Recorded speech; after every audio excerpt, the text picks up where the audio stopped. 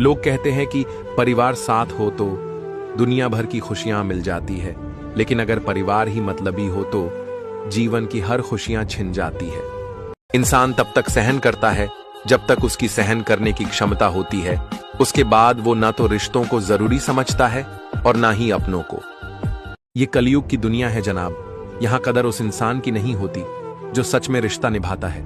यहां कदर उस इंसान की होती है जो दिखावा अच्छा करता है। मन में बुराई रखने से बेहतर है कि स्पष्ट रूप से मुंह पे कह दीजिए। बेशक रिश्ते कम रहेंगे मगर सच्चे रहेंगे। दीपक को घी तब चाहिए जब वो जल रहा हो, बुझने के बाद घी डालना व्यर्थ है। उसी प्रकार इंसान की कद्र समय रहते कर लीजिए, वक्त जाने पर अफसोस करना व्यर्थ है। गलतियां तो बहुत हुई जिंदगी में, लेकिन जो गलती लोगों को पहचानने में हुई उसका अफसोस सबसे ज्यादा है। जब बुरे दिन आते हैं तो बुद्धि भी घास चरने चली जाती है। इंसान चाहकर भी सही निर्णय नहीं ले पाता है।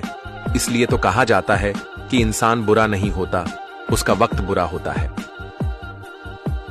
चाहे कितना भी ऊंचा पद प्राप्त कर ले, चाहे कितनी भी बड़ी डिग्री हासिल कर ले, अगर बोलने की तमीज और इंसानियत नहीं सीखी तो वो इंसान अनपढ़ के बराबर है। औरत मां हो तो सम्मान दीजिए, बीवी हो तो इज्जत दीजिए, बहन हो तो स्नेह दीजिए, अगर बेटी हो तो गर्व कीजिए और अजनबी हो तो सुरक्षा दीजिए। जिसका दिल साफ होता है ना, वो हर जगह ठुकराया जाता है, चाहे फिर वो घर में हो चाहे बाहर हो। क्योंकि आज कलयुग चल रहा है तो कलयुग में सिर्फ 10 मुंह वाले ही जिंदा रह सकते हैं। फरेबियों से फरेबियों की अच्छी दोस्ती होती है, अच्छे लोगों की नहीं। अगर घटिया लोग तुम्हें ठुकरा रहे हैं ना तो खुश होना चाहिए, दुखी होने की जरूरत नहीं है, क्योंकि आप बच गए उनके जाल से। गलत लोग आपकी अच्छाई से भी नफरत करते हैं और सही लोग आप में बुराई जानकर भी आपसे प्यार करते हैं। यही संबंध की परिभाषा है।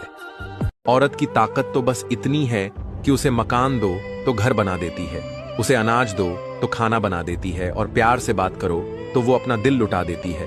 वो हर चीज को डबल करके देती है, चाहे गुस्सा हो या प्यार हो।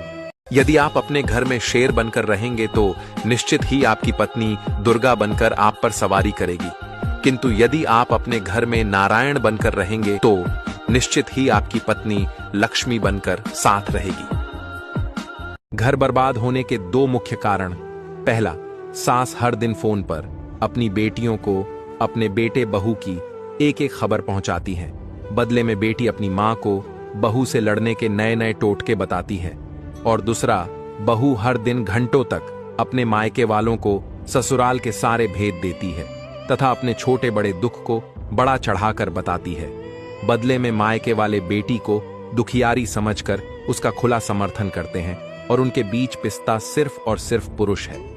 अगर घर की बात बाहर न जाए तो 80% घर बर्बाद होने से बच सकते हैं। जिन घरों में बहनें नहीं आती वहां खुशियां भी दहलीज से लौट कर चली जाती हैं, क्योंकि जिन घरों में बेटियों के लिए जगह नहीं होती वहां सुख शांति भी नहीं रहती।